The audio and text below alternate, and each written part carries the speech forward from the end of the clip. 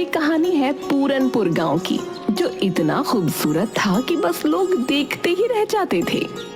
वहाँ के लोग भी बहुत सरल और सादे थे, लेकिन उस गांव में एक हवेली थी जिसके पास जाने से लोग कतराते थे, क्योंकि वहाँ वो थी। लगता है बारिश शुरू हो रही है। अरे जल्दी जल्दी चल स्वामी। हाँ हाँ चल रहा हूँ, लेकिन तू ये हवेली की तरफ क्यों ले जा रहा है भाई? अरे ये छोटा रास्ता है ना। हाँ ये बात तो है। चल जल्दी चल।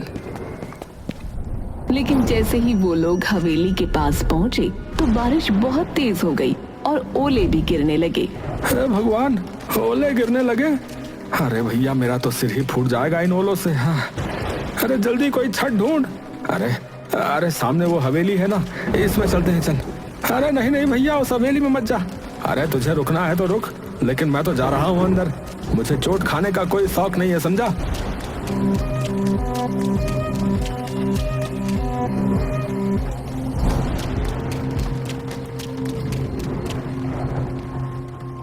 और फिर उन्होंने नजर घुमाकर हवेली को देखा। हवेली इतनी पुरानी थी जितना पुराना गांव, लेकिन इतनी पुरानी होने के बावजूद वो जर्जर नहीं थी, लेकिन हाँ डरावनी जरूर थी। अरे यार, ये बारिश के चक्कर में हम कहाँ आकर रुक गए। जल्दी बारिश रुके तो हम यहाँ से भागे। अरे भाई ये आवाज किसकी है? कौन सी आवाज है? भाई मजाक मत कर यार। ये कौन आ गया? ये कौन आ गया? ये कौन आ गया? उन लोगों ने घूम कर देखा तो हवेली के एक कोने में अजीब सी बुढ़िया बैठी थी, जिसके सफेद बाल खुले हुए थे और वो कुछ बड़बड़ा रही थी। दोनों डर से कांप उठे और फौरन बाहर भागे।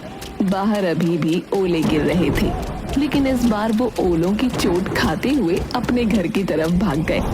भैया राम, भैया लोग सही कहते हैं सोनी। अरे वहाँ कुछ है भैया। भैया मैं तो कसम खाता हूँ अब उस तरफ नहीं जाऊंगा भैया। पूरनपुर गांव में कुछ दिन बाद एक बड़ी अजीब घटना हुई। गांव में 4 नए लोग पहुंचे, एक नौजवान जोड़े के साथ 2 नौजवान लड़के और। अरे भाई आप लोग कौन हैं और इस गांव में कैसे आना हुआ? नमस्ते, मेरा नाम राजीव है, ये मेरी पत्नी रिया है और ये मेरे भाई हैं रमन और प्रेम। हम यहाँ अपनी हवेली को बेचने आए हैं जो गांव में पूरब में है। हाँ हवेली है भैया? कौन सी हवेली? वो जो बरगद के पेड़ के पास वाली, वही ना? हाँ हाँ वही, हमारे दादाजी की थी, अब हम उसे बेचना चाहते हैं। ये सुनकर मुखिया हैरान हो गया और गांव वालों की भीड़ जमा हो गई। सब फुसफुसाने लगे। तभी मुखिया सीरियस होकर बोला, बेटा वो हवेली आज भी गांव के डर का कारण है। वहाँ एक बुढ़िया दिखती है, अजीब सी। कोई नहीं जानता कि वो असली है या आत्मा है, कोई भूत है पता नहीं, या फिर हमारा वहम है। गांव में ऐसी अफवाहें आम होती हैं, हमने भी शहर में ऐसे किस्से खूब सुने। अगर वहाँ कोई बढ़िया होती तो अब तक किसी ने वीडियो बना लिया होता ना। मैं तो वहाँ की तस्वीरें इंस्टाग्राम पर डालूंगी, कौन डरता है भूत से। हम सब आज ही हवेली में जाकर देखेंगे और कल ही उसके कागज फाइनल कर लेंगे। रामू और स्वामी भी वहाँ खड़े थे। दोनों की आंखों में डर था, लेकिन आखिर वो बोल ही पड़े। भाई साहब मत जाइए, हमने अपनी आंखों से देखा है उसे। वो औरत इंसान नहीं लगती। हाँ उसके पास जाने से जान पे बनाती है। हाँ बता रहा। अगर वो हवेली मेरी है तो मुझे ही देखना चाहिए ना कि उसमें क्या है। ये कहकर वो चारों हवेली की ओर बढ़े। जैसे ही वो हवेली के पास पहुंचे, सबने उसे निहारा। हवेली पुरानी जरूर थी, लेकिन उसकी दीवारों पर एक अजीब किस्म की चमक थी। वाओ, ये हवेली तो किसी राजमहल जैसी लगती है। इतनी मजबूत दीवारें, कितनी भव्य है। यार ये बेचेंगे तो करोड़ों मिलेंगे भाई। चलो अंदर चलते हैं, मैं तो इसका वीडियो बना रहा हूँ। जैसे ही वो अंदर घुसे, एक ठंडी हवा का झोंका आया, जैसे किसी ने उन्हें छुआ हो, लेकिन चारों ने नजरअंदाज किया। अंदर का हॉल अब भी चमक रहा था, जैसे समय ने उसे छुआ ही ना हो। राजीव वहां खड़ा होकर बोला, सोचो यार, इतने बड़े हॉल में लोग रहते होंगे। वाह यार। Serious? What? A royal life? लेकिन यार ये कैसी आवाज है? ये कौन आ गया? ये कौन आ गया? ये कौन आ गया? कोई बोल रहा है शायद। चलो उस तरफ चलते हैं, देखती हूँ कौन इतनी एक्टिंग कर रहा है। चारों उस कोने की ओर बढ़े, लेकिन वहाँ कुछ नहीं था। तभी चमगादड़ों का एक झुंड छत से निकला। रिया चीख पड़ी।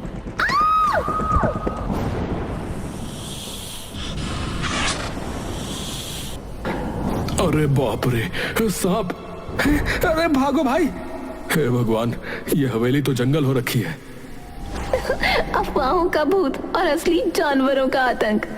राजीव, रिया, रमन और प्रेम हवेली की सुंदरता और रहस्यमयी माहौल से प्रभावित होकर वहां से निकलने ही वाले थे कि अचानक हवेली के अंदर एक अंधेरे कोने में कुछ हिलता डुलता दिखा। सभी की निगाहें उस कोने की ओर मुड़ी। वहां एक औरत बैठी थी, उसी हवेली की वही रहस्यमयी बुढ़िया जिसकी बातें गांव वाले करते थे। खुले सफेद बाल, सूखी सिलवटों वाली त्वचा और पथराई आंखें। वो देखो, वहाँ कोई है। चलते हैं। ये वही बुढ़िया लगती है। नहीं यार, अब जब सामने दिख रही है तो बात करनी चाहिए। रिया साहस करके धीरे धीरे उस बुढ़िया के पास गई।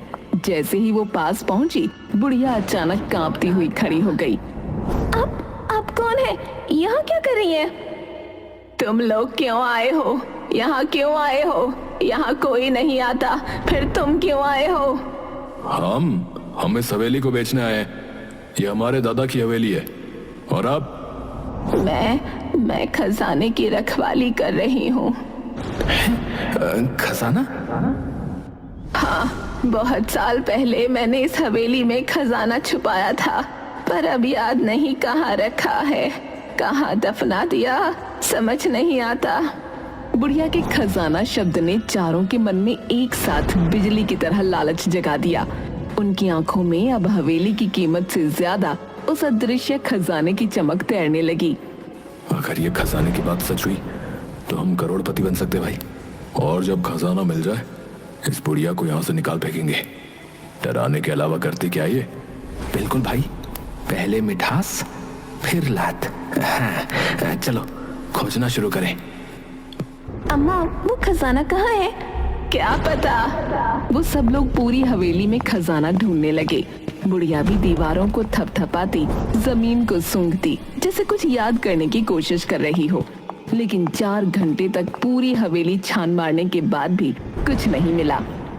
अब तो रात होने वाली है यार, कुछ नहीं मिला। शायद ये औरत पागल है। हम कल फिर आएंगे, तब तक आप याद करने की कोशिश करना कि वो खजाना कहाँ है। चारों लोग गांव लौट आए। गांव वालों को जब ये पता चला कि उन्होंने बुढ़िया से बात की और खजाने की भी बात सुनी, तो पूरा गांव भौचक्का रह गया। क्या तुमने उससे बात की? उसने सच में खजाने की बात कही? हम बरसों से डरते आए हैं उस हवेली से, और तुम लोग खजाना ढूंढ रहे हो?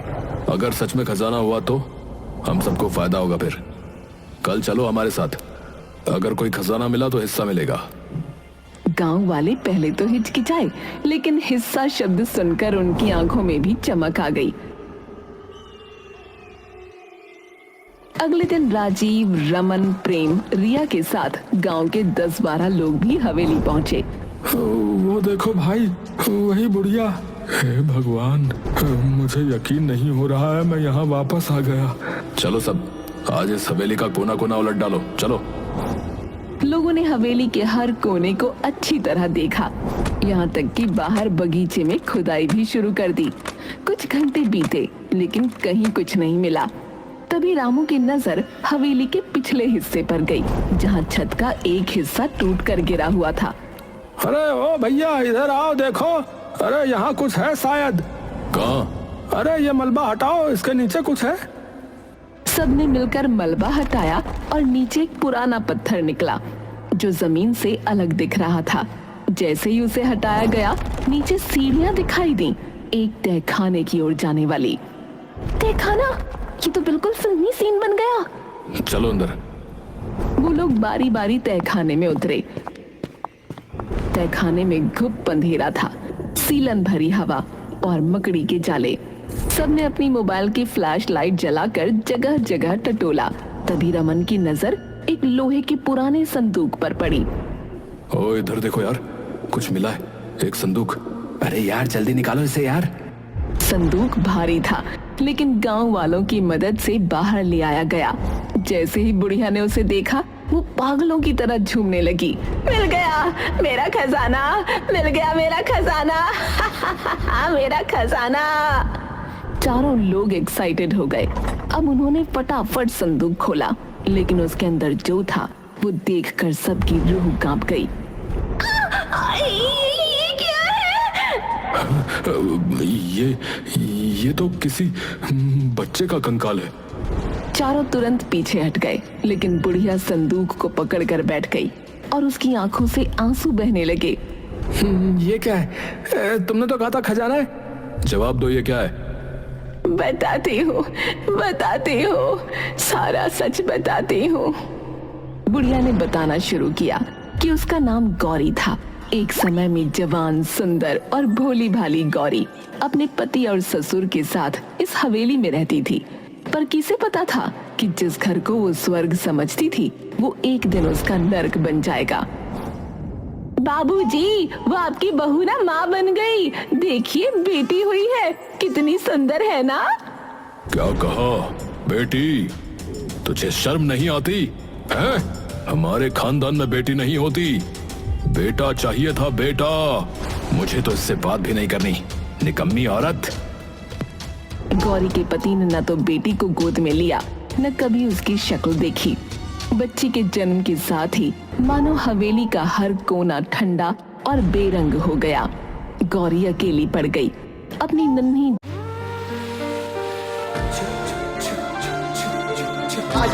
Yes papa.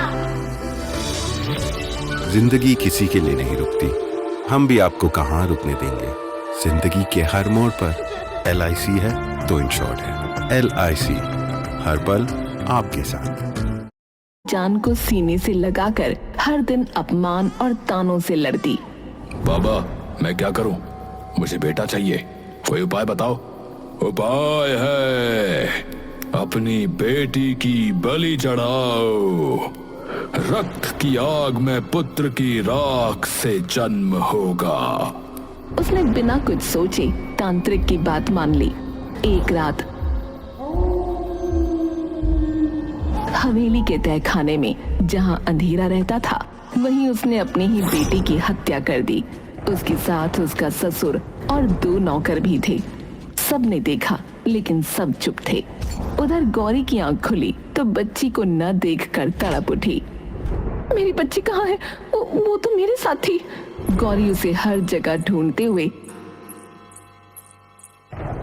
आखिरकार तहखाने की ओर भागी और वहां का नजारा देख चीख पड़ी। नहीं, ये क्या कर दिया तुमने? मेरी बच्ची! गौरी पागल हो गई। उसके भीतर की मां जल उठी। उसी तहखाने में पड़ा एक बड़ा चाकू उठाया और एक एक करके सबका खात्मा कर दिया। मेरी बच्ची के खून से कोई बेटा नहीं मिलेगा तुझे, सिर्फ अभिशाप लगेगा तुझे। सब मारे गए और गौरी वहीं तहखाने में अपनी मरी हुई बच्ची की लाश को सीने से लगाए घंटों बैठी रही, शायद कई दिन। और फिर एक दिन उसने उस नन्ही लाश को एक संदूक में बंद किया, जैसे वो कोई खजाना हो। सो जा मेरी रानी, अब कोई तुझे नहीं छीन सकता, तू मेरा अनमोल खजाना है। वो संदूक लेकर वहीं तहखाने में बैठी रही। वक्त के साथ सब बदल गया। हवेली सुनसान हो गई और जब वो एक दिन ऊपर आई तो छत का एक हिस्सा गिर पड़ा। तहखाने का रास्ता हमेशा के लिए बंद हो गया। गौरी ऊपर रह गई और संदूक नीचे छुप गया।